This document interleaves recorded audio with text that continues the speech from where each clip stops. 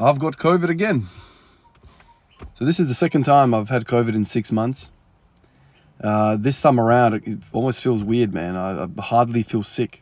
Yesterday I lost my voice. I went to the gym, felt really good, pushed hard. You know, the calf has kind of been, behaving itself, at least under the squat bar. With the barbell stuff, it's kind of been feeling all right. Still no deadlifting, but, really good session yesterday. Got home yesterday, I had a bunch of things to do. Go home, all of a sudden, sat in the same spot I'm sitting right now. I tried to do a video and my voice is just falling apart. It's cracking and dry and whatever. So I gave up on the video yesterday in terms of the long format, uploaded the short, went to bed, woke up this morning, went to the gym again, had another pretty good session, easier than yesterday, but, all right. Got home and I had a bit of a headache. I thought, this is really strange. I usually don't get headaches. And when I had COVID last time, man, that was the most prominent thing, the splitting freaking headache, man. So I got the headache, started feeling a little bit cold, whatever, hardly notice it. I'm not inhibited in any way. I still feel pretty good. I might sound a bit shit, but maybe I have a bit of a runny nose. It's not even runny, it's just congested kind of sinus. So I thought, all right, let me just test for COVID. I've got a couple of rat tests at home. Was not expecting it. Comes back positive. So waiting for the PCR, to return to get full confirmation. But I've got COVID again, man. Unreal. So here in Adelaide, South Australia, there's been another wave. So the government's asked us, to up the masks up to N95s again at work. It's a lot, less strict as it was the first time around. The first time around, it was freaking crazy, man. We couldn't go anywhere.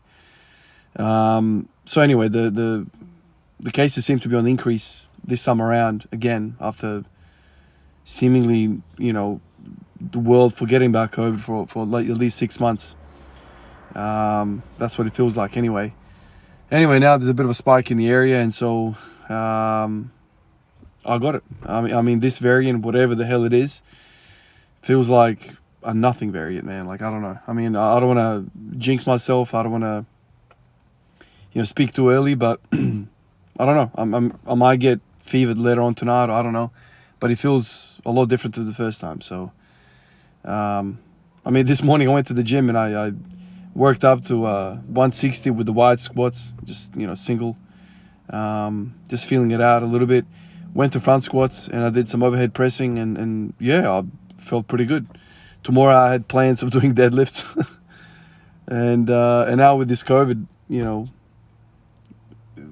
thing that I've got now, maybe I should back away a little bit. So I'll probably won't do deadlifts tomorrow, at least sets of 10. I'm not going to do that. That would be silly. Maybe the only thing that's kind of concerning me is the headache. Lifting weights with a headache is a really bad idea because you feel like you're gonna freaking blow a vessel in your head. That's not a good idea. And the other thing is you don't want to be working hard metabolically either. You don't want to be stressing the cardiovascular system. Last thing you want is get pericarditis or that's the last thing you want. Pericarditis or myocarditis or whatever the incidences are, with people COVID. Sometimes they get infections of the heart. So, you don't want to push hard.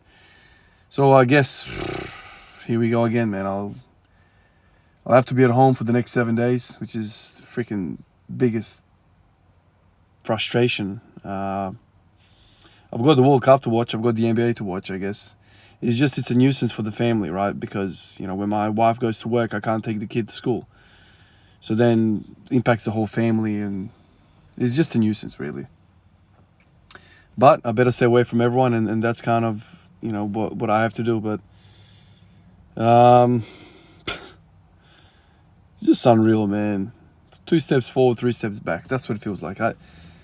In my mind, when I think about my training, when I think about the goal, when I think about improving, oh my Lord,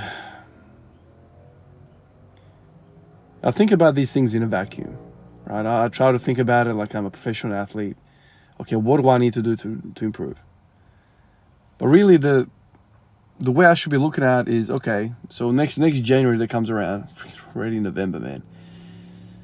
I can already remember what I said last January, January 1st or December 31st. Like, I sit down and I write down the whole thing, what I want to achieve this year. And I'm always confident. I'm always overshooting it because I never take into account life, at least properly. My kid started going to reception. So he's sick basically every other week, it seems. With him, I'm also kind of always picking something up from him. I work in an absolute sewers, absolute cesspit of human race. Everyone that comes through the doors is sick in my workplace, and COVID is rampant. And COVID is not the only thing that's rampant. There's many, many other things that's going on. But basically, it's like infectious diseases world we live in. So I'm probably picking up stuff at work, probably picking more stuff at home from the family, from the little fella. Man, I've been sick this year like 3 or 4 times. And it all kind of makes sense because I try to work really, really hard in the gym.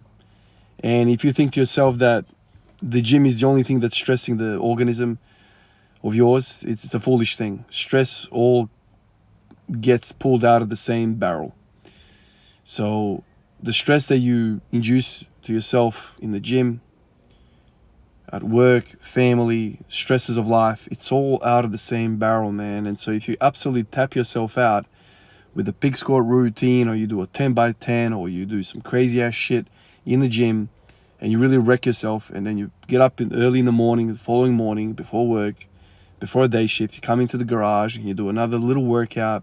So you wake up after 5 hours sleep, sometimes 4, if I'm lucky 6 on those days. So I'm carrying all this fatigue, then I'm also carrying no sleep, then I go into a sewer, into the humanity sewer, with all these bugs around. I pick something up, I come home, I hug my son, kiss my son, he gives me some more bugs on. And of course I'm going to break down. Of course.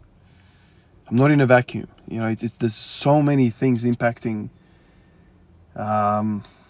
progress. And this is what kind of makes you think to yourself, okay, training is not number one. It's far from it, man. It's far from it. My work is higher than training. My family obviously is higher than anything.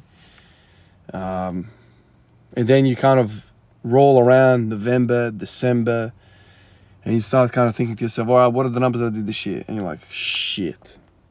Well, that's shit. What happened, man? Oh, let's have a look at the log. You were sick 1, 2, 3, 4 times. Oh, okay. That's cool, man. How many months are in the year? 12. You were sick 4 times. Right, so every 3rd month you're sick. How the hell do you string anything together, man? But that's life, man. That's life. Maybe training one day a week is probably the best. Or maybe not training at all would be the best. Maybe. You just don't concern yourself with any progression, and you just buy a little house with a white picket fence, and you do what everyone else does on the damn street. Go to work, come back, mow the lawn, take the kids to school, repeat. Don't have any other side hustle. Don't have any other ambitions, because it's too freaking hard, man. I can almost understand why people give up. In a way, I wish I was one of them, because it's just freaking easy, whatever. You just fit into the mold of everyone else, and you just, that's it. So get on with it, mate. But I can't. I can't be that guy that just goes to work, comes home, waits for the next bill to pay. I just can't do that, man. Like, training for me has always been that other world that I can just think about, and just removes me from everything, and kind of gives me hope. The hope that, one day I can become really good at squatting, and then maybe one day I'll be able to teach a lot of people also to be really good at squatting, and I'll get some sort of opportunity to maybe move away from my primary job and do more of that, something which I love. I love talking barbells, I love talking sports, I love talking all that stuff. That would be a dream. I'm a failed athlete, man. I wanted to become a basketball player, professional basketball player. Before that, I had dreams about playing at the World Cup. Remember watching Yugoslavia in the World Cup many, many, many years ago. At 15, 16, 17, I started realizing all that shit is impossible. I'm not anything special. Let that go.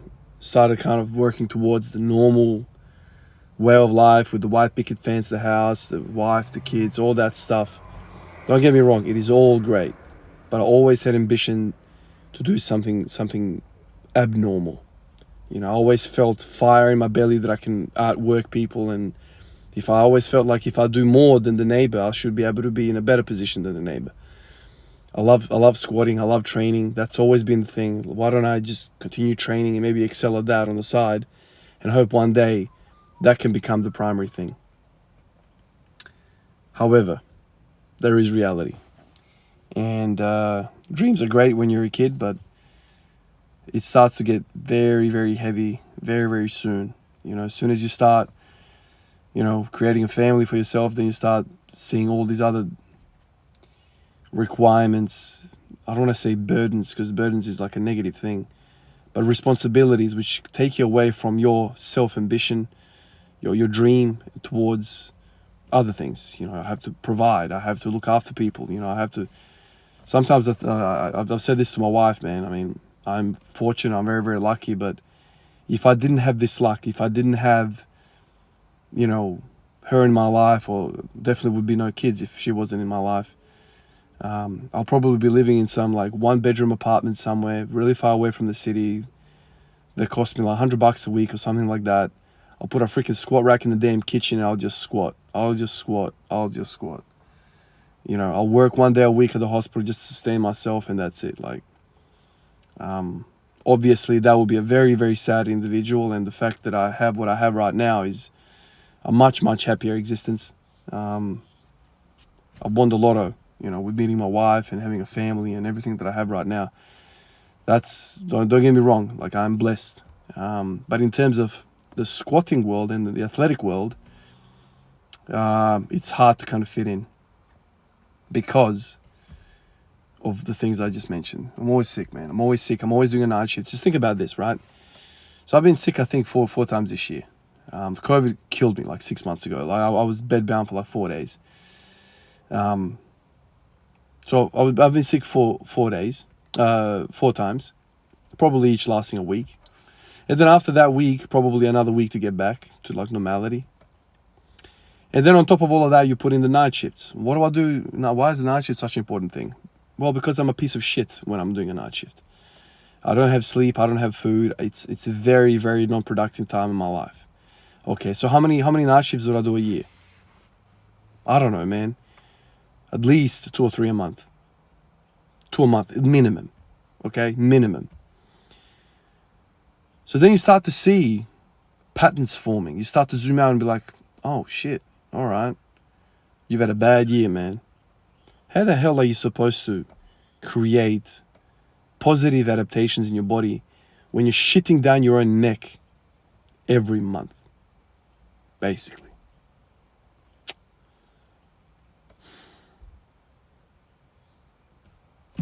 What do you do, man? That's the reality. You look at the reality straight in the face and you go, fuck you.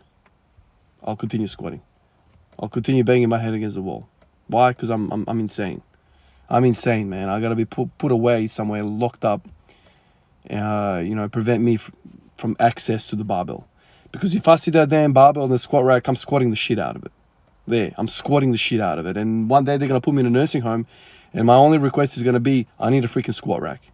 I need a squat stand in my room. Why? Because I want to break my hip, man. That's right. I want to break my hip with the squatting. And hopefully that bar snaps my neck in the process. And then that's the way I leave. That's the way I am, man. Whatever. I don't play to win, man. I don't play to win. I play to pay my dues. Okay? Because when I get after that barbell, I got nothing in my mind telling me you didn't try. I tried, man. I really, really freaking tried. It's just life decided to take their pants down, Mr. Life, and really squat down and shit in my mouth. That's it. Not complaining, I'm just saying, thank you, sir. Just don't have to wipe your ass. Straight in. That's how I feel sometimes. It's frustrating as hell, especially when you have like these yearly reviews. You're like, what happened, man? What happened, man? Nothing happened, man. Nothing. Just another year, man. Another year went by.